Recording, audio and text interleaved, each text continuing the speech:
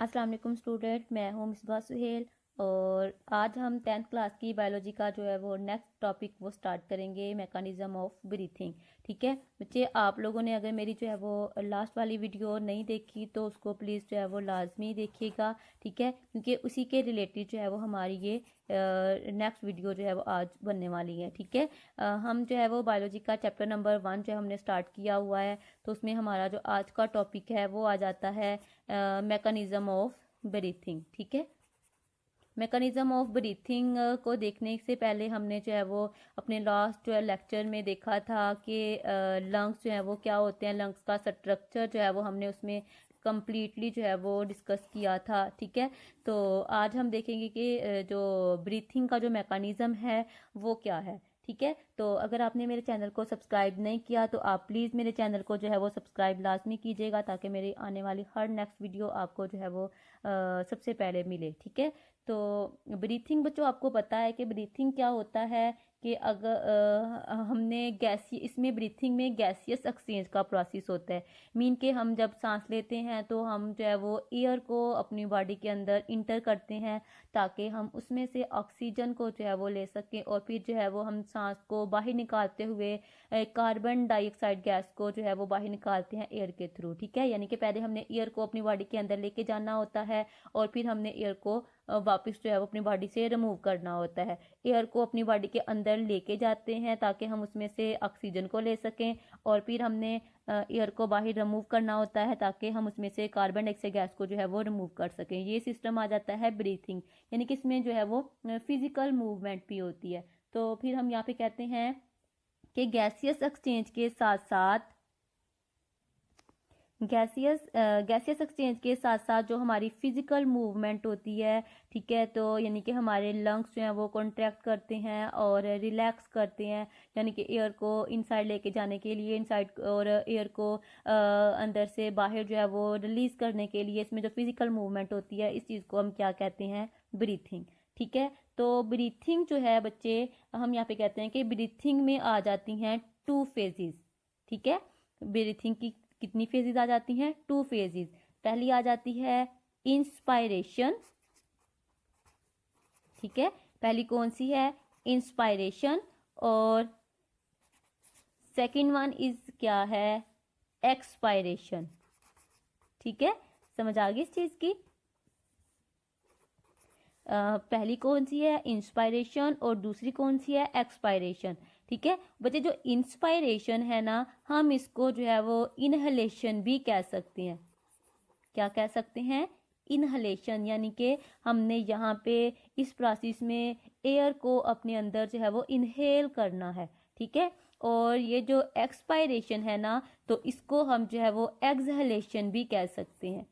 क्या कह सकते हैं, एक्सहलेशन का प्रोसेस। ठीक है, एक्सहलेशन में क्या है कि इसमें हमने एयर को अपनी बॉडी से बाहर जो है वो रिमूव करना है। समझ आ गई इस चीज की। हम जो है वो आगे एक्सप्लेन से देखते हैं कि इंस्पायरेशन जो है वो है क्या, कि इंस्पायरेशन में होता क्या है। ठीक है, किस तरह से जो है वो हमारी बॉडी जो है वो मूव करती है, और फिर जो है वो जो बाहर की जो एयर होती है इन्वायरमेंट से, वो किस तरह से हमारी बॉडी के अंदर जो है वो इंटर होती है। ठीक है, समझ आ गई इस चीज की। तो इसको हम देखते हैं।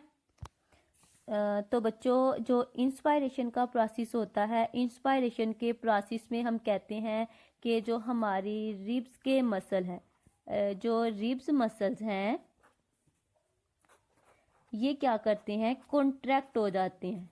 ठीक है, यानी कि इंस्पायरेशन के प्रोसेस के दौरान जो रिब्स मसल्स होते हैं वो कॉन्ट्रैक्ट हो जाते हैं। जैसे ही रिब्स मसल कॉन्ट्रैक्ट होते हैं तो फिर क्या होता है कि जो हमारी जो रिब्स का जो साइज है वो ऊपर की तरफ यानी कि बढ़ जाता है। ये हमारी रिब्स जो है वो बाहर की तरफ हो जाती हैं। समझ आ गई इस चीज की। यानी कि जैसे ही हम जो है वो यानी कि इंस्पायरेशन का प्रोसेस स्टार्ट करते हैं, तो इंस्पायरेशन के प्रोसेस में जो है रिब्स मसल कॉन्ट्रैक्ट हो जाएंगे, और फिर जो रिब्स होती हैं ये इनका साइज जो है वो रेस्ड हो जाता है। समझ आ गई इस चीज की।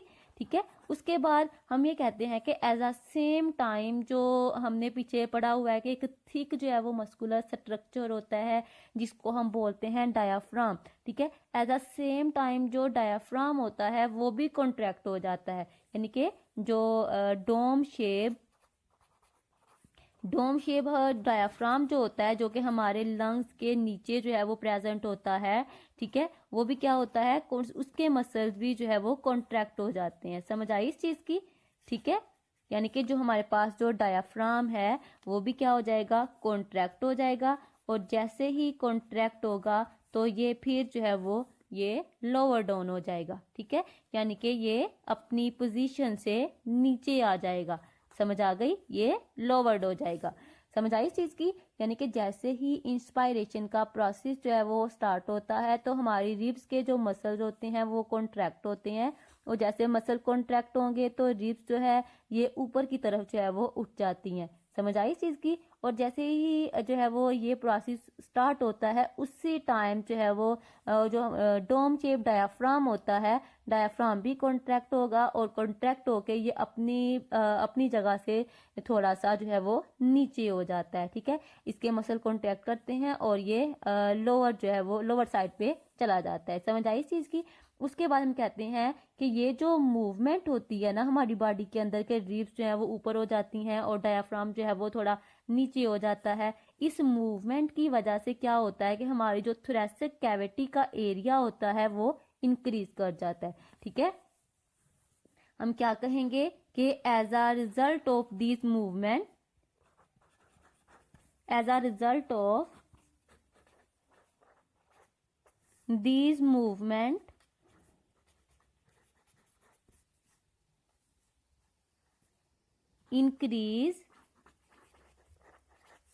increase the area of thoracic cavity, ठीक है। समझ आई इस चीज की।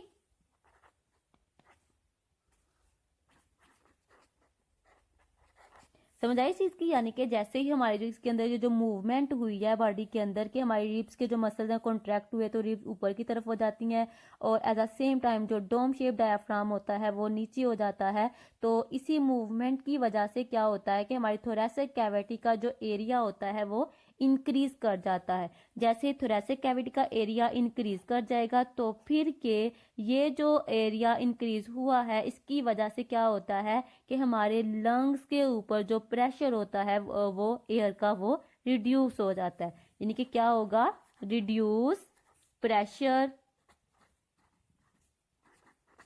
ऑन लंग्स, ठीक है। यानी कि लंग्स के ऊपर जो एयर का जो प्रेशर था वो रिड्यूस कर गया। समझ आई बच्चे, जैसे यानी कि हम जो है आप इसको प्रैक्टिकली करके देखें कि हवा को अपने अंदर इनहेल करें। जैसे ही हम जो है वो सांस ऊपर की अंदर की तरफ खींचते हैं तो हमारे जो रिब्स के जो मसल्स होते हैं वो कॉन्ट्रैक्ट होंगे और हमारी जो रिब्स होती हैं वो बाहर की तरफ जो है वो बढ़ जाती हैं, ठीक है। जैसे ही रिब्स बाहर की तरफ बढ़ती है ना तो अंदर जिसका जो यानी कि इन साइड पे जो इसका डायाफ्राम है वो नीचे हो जाता है। जैसे ही रिब्स बाहर की तरफ बढ़ेंगी तो इसका मतलब क्या हुआ, यानी कि अंदर का जो एरिया है वो इंक्रीज कर गया। समझ आई ना, यानी कि रिब्स बाहर की तरफ निकल आई ना तो अंदर जो है वो स्पेस ज्यादा हो गई। जैसे ही अंदर स्पेस ज्यादा हुई तो अंदर जो पहले एयर थी वो अब कम पड़ गई, यानी कि हमारे जो लंग्स हैं, लंग्स के ऊपर जो एयर का प्रेशर था वो बिल्कुल जो है वो कम हो गया, ठीक है। और इस वजह से जो बाहर वाली जो एयर होती है ना वो क्या करती है कि यानी मीन के बाहर वाली एयर अंदर जाने की जो है वो कोशिश करेगी। इसके लिए क्या होगा कि हमारे जो लंग्स होते हैं वो एक्सपेंड हो जाएंगे, ठीक है। और फिर क्या करते हैं, यानी कि एयर प्रेशर जो है वो अंदर इन साइड पे जो है वो जाना शुरू हो जाएगा। समझ आई इस चीज की, यानी कि अंदर जो है वो प्रेशर कम हो गया है लंग्स के ऊपर, और हमारी जो थोरैसिक कैविटी है इसका जो एरिया है वो इंक्रीज कर गया है। तो फिर अब जो है वो हमारे लंग्स क्या करेंगे, एक्सपेंड हो जाएंगे, ठीक है। जैसे ही लंग्स जो है वो एक्सपेंड हो जाते हैं, ठीक है, तो लंग्स एक्सपेंड होंगे तो इनके ऊपर क्या है कि एयर प्रेशर बिल्कुल कम है। जब एयर प्रेशर कम है तो फिर जो आउटसाइड वाली जो एयर होगी वो इंटर हो जाएगी लंग्स के अंदर, ठीक है। समझ आई, यानी कि आउटसाइड की जो एयर है, ठीक है, इंटर कर जाएगी, इंटर इन लंग्स। समझ आ गई इस चीज की, यानी कि हमारे जो लंग्स होंगे वो एक्सपेंड कर जाएंगे और इसके ऊपर जो एयर का प्रेशर है वो बिल्कुल कम रह जाएगा और फिर जो बाहर से जो एयर होती है वो लंग्स के अंदर जो है वो इंटर कर जाएगी। ठीक है, समझ आई चीज की। और ये बाहर से जो एयर अंदर जाती है ये क्यों जाती है, ताकि जो है वो ये इक्वलाइज कर दे प्रेशर को, यानी कि बोथ साइड पे, यानी कि बाहर और अंदर दोनों साइड पे जो प्रेशर है एयर का उसको जो है वो इक्वल कर दे। ठीक है, क्या करेगी ये, इक्वल कर दे, इक्वलाइज कर देगी प्रेशर को। ठीक है, ऑन बोथ साइड। समझ आ गई इस चीज की बच्चे, आपको समझ आ गई हुई है कि जैसे ही हमने कहा कि इंस्पायरेशन का जो प्रोसेस स्टार्ट होता है, इसमें होता क्या है कि हमारी रिब्स के जो मसल्स हैं वो कॉन्ट्रैक्ट हो जाते हैं और हमारी रिब्स जो है वो बाहर की तरफ जो है वो बढ़ जाती हैं। जैसे ही रिब्स जो है वो बाहर की तरफ हुई तो डायाफ्राम जो है वो नीचे हो जाता है। ठीक है, जब डायाफ्राम नीचे हो जाएगा तो इस मूवमेंट की वजह से क्या होता है कि हम जो अंदर जो है थोरेसिक कैविटी का जो एरिया है वो इंक्रीज कर जाता है।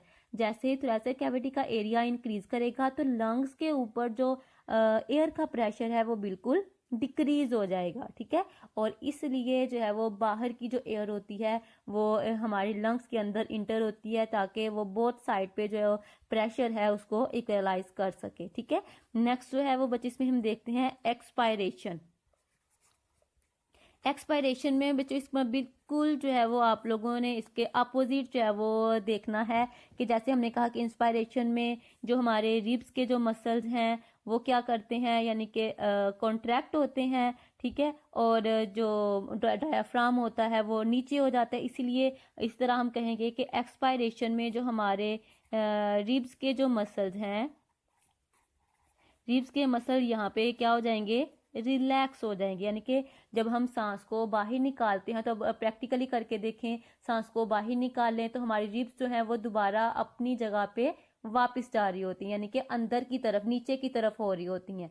ठीक है, और अंदर से जो इसका जो यानी कि रिब्स जो है वो अपनी अपनी ओरिजिनल पोजीशन पे जो है वो चली जाती हैं। ठीक है, रिलैक्स हो जाएंगी और फिर क्या होगा कि ribs back to original position. ठीक है, समझ आ गई चीज की, यानी कि अपनी ओरिजिनल पोजीशन पे जो है वो वापस चली जाती हैं। समझ आ गई। फिर हमने कहा कि जो डायाफ्राम होता है वो लास्ट जो इंस्पायरेशन में हमने कहा था वो भी क्या था, कॉन्ट्रैक्ट हुआ था और वो नीचे हो जाता है। लेकिन बच्चे यहाँ पे हम कहेंगे कि जो डायाफ्राम होता है,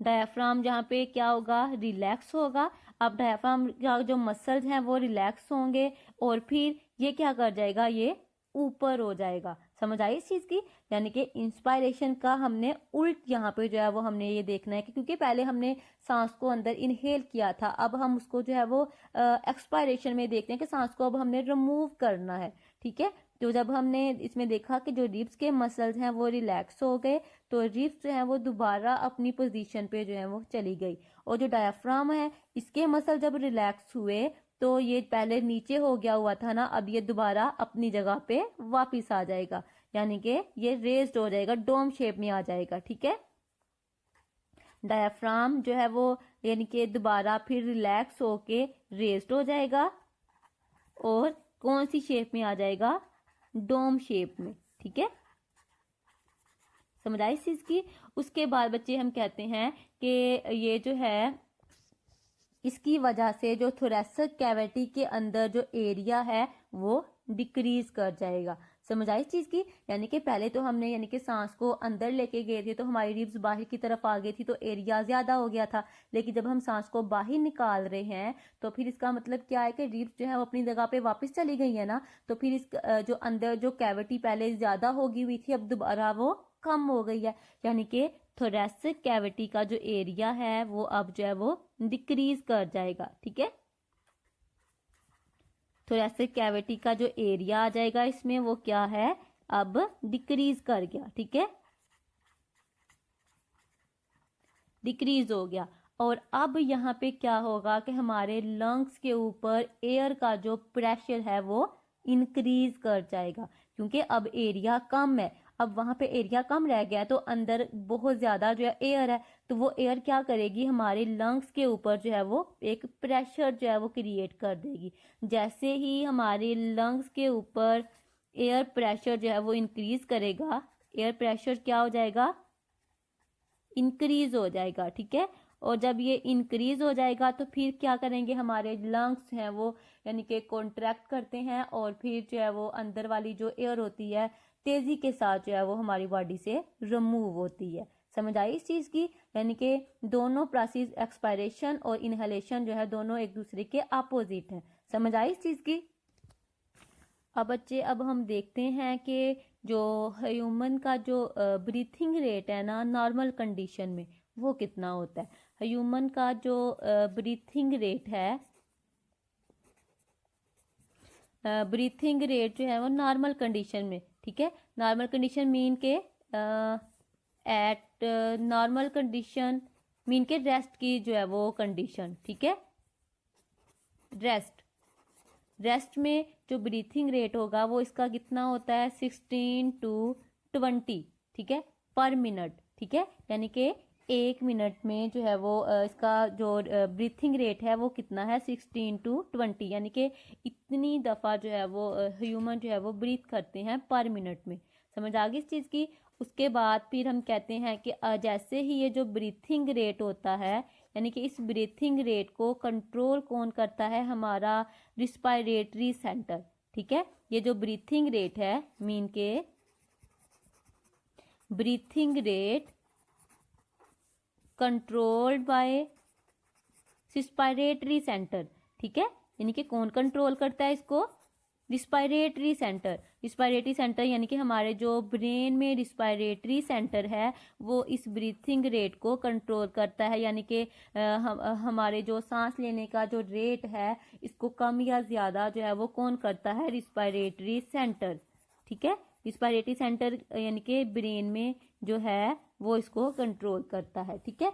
फिर बच्चे हम ये कहते हैं, समझ आ गई यहाँ तक, यानी कि हमने ये कहा कि ह्यूमन में जो ब्रीथिंग रेट होता है एज अ नॉर्मल कंडीशन, ठीक है, यानी कि रेस्ट की जो कंडीशन है उसमें ब्रीथिंग रेट कितना होता है 16 to 20 पर मिनट, ठीक है। ये पर मिनट की हम बात कर रहे हैं, ठीक है। उसके बाद हमने कहा कि जो ब्रीथिंग रेट होता है इसको कंट्रोल कौन करता है, रिस्पायरेटरी सेंटर, ठीक है। अब जो रिस्पायरेटरी जो सेंटर होता है ना ये बहुत ज्यादा जो है वो सेंसिटिव होता है, ठीक है। किस चीज के लिए, कंसंट्रेशन ऑफ कार्बन डाइऑक्साइड, ठीक है। किस चीज के लिए, concentration of carbon dioxide gas, ठीक है। यानी कि जैसे ही कार्बन डाइऑक्साइड गैस जो है वो इंक्रीज करती है या डिक्रीज करती है तो रिस्पायरेटरी सेंटर को जो है वो यानी कि पता चल जाता है कि हमारे ब्लड के अंदर कार्बन डाइऑक्साइड गैस इंक्रीज कर गई है या फिर डिक्रीज कर गई है, तो फिर ये उसके अकॉर्डिंग हमारे ब्रीथिंग रेट को कंट्रोल करता है, ठीक है। यानी कि जब इसको ज़रूरत पड़े तो ये हमारे ब्रीथिंग रेट को जो है वो इंक्रीज कर देता है। अगर इसको यानी कि इसको ये हो कि अब हमने ब्रीथिंग रेट को कंट्रोल करना है तो रिस्पायरेटरी सेंटर इसको जो है वो ब्रीथिंग रेट को डिक्रीज करेगा। समझ आई इस चीज़ की, यानी कि हमारे ब्रीथिंग रेट को कंट्रोल कौन करता है, रिस्पायरेटरी सेंटर। और जो रिस्पायरेटरी सेंटर है ये किस चीज़ के लिए सेंसिटिव होता है, कार्बन डाइऑक्साइड गैस, ठीक है। अगर बच्चे ये देखो कि अगर जो हम ये कहें कि कोई भी अगर हम जो है वो एक्सरसाइज वगैरह कर रहे हैं या फिर जो है वो हम कोई जो है वो हार्ड जॉब कर रहे हैं, ठीक है, जैसे कि यानी कि कोई यानी कि ज़्यादा जो है वो हम यानी कि हार्ड वर्किंग कर रहे हैं, कोई वजनी काम कर रहे हैं, ठीक है, या फिर जो है वो एक्सरसाइज कर रहे हैं, मीन कि आप जो है वो रनिंग कर रहे हो, ठीक है। आपने अक्सर गौर किया होगा कि रनिंग के दौरान जो है वो क्या होता है कि हमारा जो ब्रीथिंग रेट होता है वो इंक्रीज कर जाता है, मीन के हमारे सांस लेने का जो रेट है हम तेजी जो है वो तेजी के साथ जो है वो सांस लेते हैं। वो क्यों ऐसा होता क्यों है, यही मैं आपको बताऊंगी कि ड्यूरिंग एक्सरसाइज जो हमारे जो मसल्स होते हैं ना वो ज्यादा से ज्यादा सेलुलर रिस्पायरेशन कर रहे होते हैं।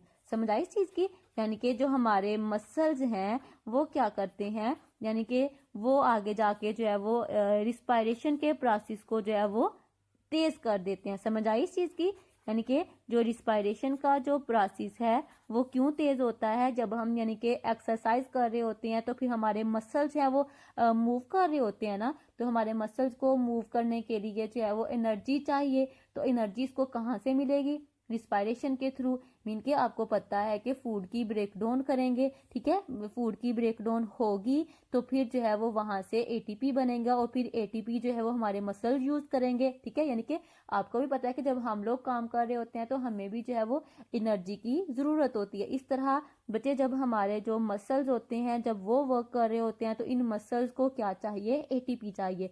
तो इन्होंने एटीपी कहाँ से लेना है, अपनी फूड से, लेकिन वो फूड से किसके थ्रू लेंगे, ताकि वो रिस्पायरेशन का प्रोसेस होगा, ठीक है। जब वो रिस्पायरेशन का प्रोसेस करेंगे तो रिस्पायरेशन के प्रोसेस के लिए उनको जो है ज्यादा से ज्यादा क्या चाहिए, ऑक्सीजन चाहिए, क्योंकि ऑक्सीजन ने ही जाके जो है वो फूड की ब्रेक डाउन करनी है। तो फिर इस प्रोसेस को हम कहते हैं रिस्पायरेशन। जैसे ही हम एक्सरसाइज वगैरह कर रहे होते हैं या रनिंग कर रहे होते हैं तो फिर जो हमारे मसल्स होते हैं वो रिस्पायरेशन का जो प्रोसेस होता है इसके रेट को यानी कि इंक्रीज कर देते हैं, ठीक है, इंक्रीज कर देते हैं इसका रेट इंस्पायरेशन का, ठीक है।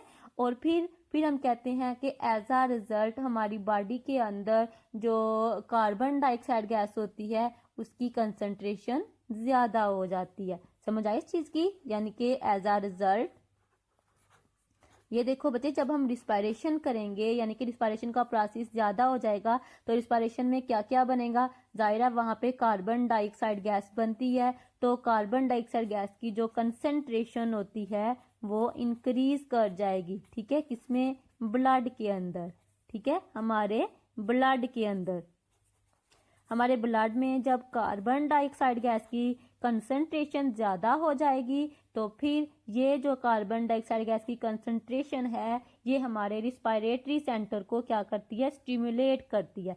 आपने अभी हमने पीछे पढ़ा कि रिस्पायरेटरी सेंटर जो है वो किस चीज के लिए सेंसिटिव होता है, कार्बन डाइऑक्साइड गैस की कंसंट्रेशन के लिए, ठीक है। तो हमने कहा कि रिस्पायरेशन के जो दौरान जब कार्बन डाइऑक्साइड गैस की कंसंट्रेशन हमारे ब्लड के अंदर जो है वो इंक्रीज कर जाती है तो फिर ये हमारे रिस्पायरेटरी सेंटर को जाके स्टिमुलेट करती है। तो फिर इसके बाद क्या होता है बच्चे, जो हमारा रिस्पायरेटरी सेंटर है ये रिस्पायरेटरी सेंटर क्या करेगा, मैसेज सेंड करेगा बच्चे आगे। नेक्स्ट ये मैसेज जो है वो सेंड करता है, ठीक है, सेंड मैसेज। लेकिन किसको, ये भी आपको पता होना चाहिए कि इसने जो है वो क्या करना है, मैसेज सेंड करना है हमारे डायाफ्राम को। किसको करना है, डायाफ्राम। और साथ में हम ये कहते हैं कि हमारे रिब्स मसल्स को, ठीक है, प्लस रिब्स मसल्स, ठीक है। यानी कि जो रिस्पायरेटरी सेंटर है जब इसको पता चल गया कि हमारे ब्लड के अंदर बहुत ज़्यादा कार्बन डाइऑक्साइड गैस जो है वो इंक्रीज कर गई है, नॉर्मल से बहुत ज़्यादा हो गई हुई है, तो फिर इसने क्या करना है, मैसेज सेंड करना है। और हम किसको, डायाफ्राम को और रिब्स को, ठीक है। यानी कि इसने जो है वो उनको बताना है कि हमारे ब्लड के अंदर जो है वो कार्बन डाइऑक्साइड गैस इंक्रीज कर गई है। तो अब इनका क्या वर्क है कि डायाफ्राम और रिब्स मसल ने क्या करना है, ब्रीथिंग रेट को इंक्रीज कर देना है। समझ आई, यानी कि रिस्पायरेटरी सेंटर ने इसको जो है वो किस चीज के लिए मैसेज किया कि ये इंक्रीज कर दें हमारे ब्रीथिंग रेट को।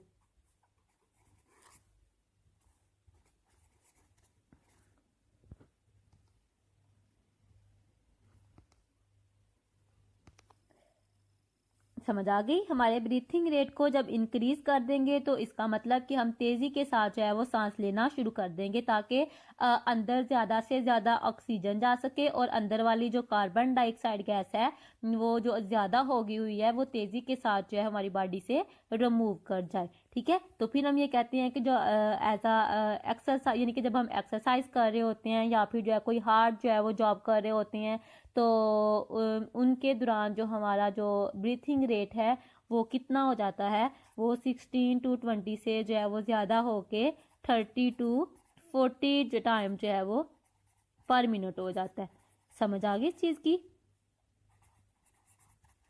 समझ आई बच्चों आप लोगों को, यानी कि हमारा ब्रीथिंग रेट जो है वो किस तरह से इंक्रीज करता है, क्योंकि इसको हमारा जो रिस्पायरेटरी सेंटर है वो इसको कंट्रोल करता है। फिर नेक्स्ट आगे जो है वो मैसेज सेंड करता है कि डायफ्राम को और रिब्स मसल को ये ब्रीथिंग रेट जो है इसको इंक्रीज कर दें।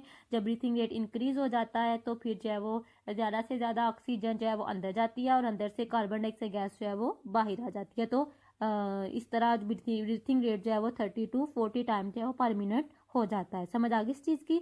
तो यहाँ पे हम जो है वो लेक्चर वाइंड अप करते हैं। तो आप मेरे चैनल को सब्सक्राइब जो है वो लाजमी कीजिएगा। मैं इंशाल्लाह जो है वो नेक्स्ट हम जो है वो इसमें देखेंगे, इसका नेक्स्ट टॉपिक जो है वो लेके आएंगी इंशाल्लाह। जल्दी से वीडियो अपलोड करूँगी जिसमें रिस्पायरेटरी डिसऑर्डर्स हैं। ठीक है।